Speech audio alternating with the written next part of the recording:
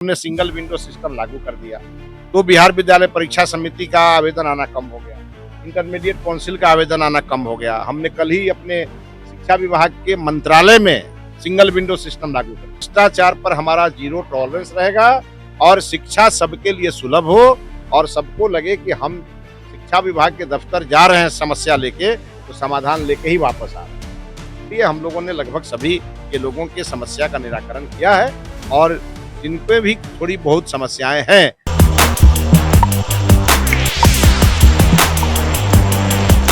नमस्कार, मेरा नाम है कुणाल और आप वॉइस ऑफ देख रहे। देखिए, शिक्षा मंत्री से लगातार और बार बार यही सवाल किया जा रहा है कि आखिर टीआरई 4 कब आएगा और आएगा तो कितना आएगा। 20,000 का तो ऐलान बिहार के मुख्यमंत्री सम्राट चौधरी ने कर दिया है, तो क्या 20,000 ही आएगा या 46,000 पे रोस्टर क्लियर हुआ था तो 46,000 आएगा।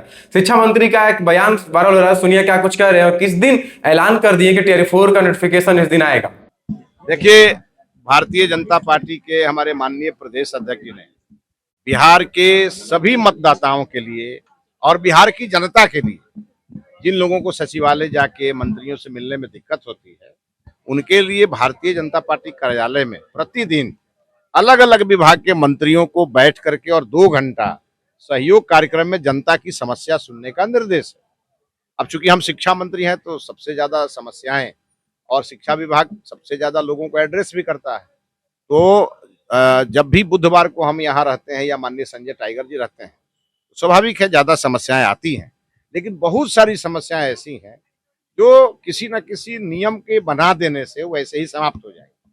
जैसे हमारे विभाग में हमने सिंगल विंडो सिस्टम लागू कर दिया तो बिहार विद्यालय परीक्षा समिति का आवेदन आना कम हो गया, इंटरमीडिएट काउंसिल का आवेदन आना कम हो गया। हमने कल ही अपने शिक्षा विभाग के मंत्रालय में सिंगल विंडो सिस्टम लागू कर दिया। तो जो कभी गुजरात में आदरणीय मोदी जी मुख्यमंत्री के समय लागू किए, उसको हमने अभी अपने मंत्रालय में लागू कर दिया और अभी 1 सप्ताह के अंदर बिहार के तमाम डीओ ऑफिस में भी सिंगल विंडो सिस्टम लागू करेंगे, क्योंकि भ्रष्टाचार पर हमारा जीरो टॉलरेंस रहेगा और शिक्षा सबके लिए सुलभ हो और सबको लगे कि हम शिक्षा विभाग के दफ्तर जा रहे हैं समस्या लेके तो समाधान लेके ही वापस आ रहे हैं। इसलिए हम लोगों ने लगभग सभी के लोगों के समस्या का निराकरण किया है और जिन पे भी थोड़ी बहुत समस्याएं हैं उसको मंत्रालय स्तर पर खत्म कर रहे हैं। एक बड़ी खबर है, एसआईआर को क्लीन चिट किया है सुप्रीम कोर्ट ने। क्या लगता है जो एसआईआर का काम शुरू हुआ था? देखिए, एसआईआर हम लोग शुरू से कह रहे हैं कि एसआईआर मतदाता सूची का शुद्धिकरण है।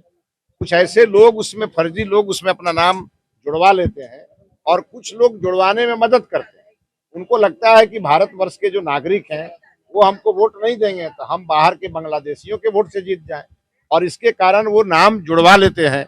एसआईआर ने, जब से एसआईआर शुरू हुआ तब से मतदाता सूची का शुद्धिकरण भी हुआ। जो मृत मतदाता थे उनका नाम भी हटा तो नए मतदाताओं का नाम जुड़ भी गया। इसलिए एसआईआर एक अच्छा कदम है और इसे सुप्रीम कोर्ट ने भी मोहर लगाई। जुलाई में निश्चित आएगा,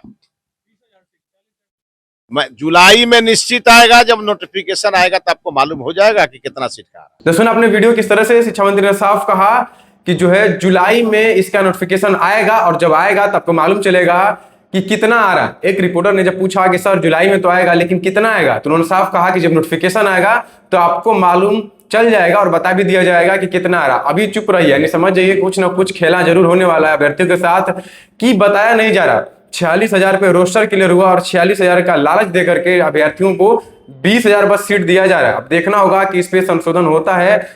जो सीएम सम्राट चौधरी हैं वो फिर से दोबारा निर्णय लेते हैं या फिर 20,000 पे ही वैकेंसी निकाली जाती है। देखना होगा कि बीपीएससी ने जो वादा किया था कि हम एग्जाम जो है अच्छे से कराएंगे, ये क्या एग्जाम बीपीएससी अच्छे से करा पाती है। बहुत बहुत धन्यवाद। चैनल को सब्सक्राइब करें, इसको लाइक करें।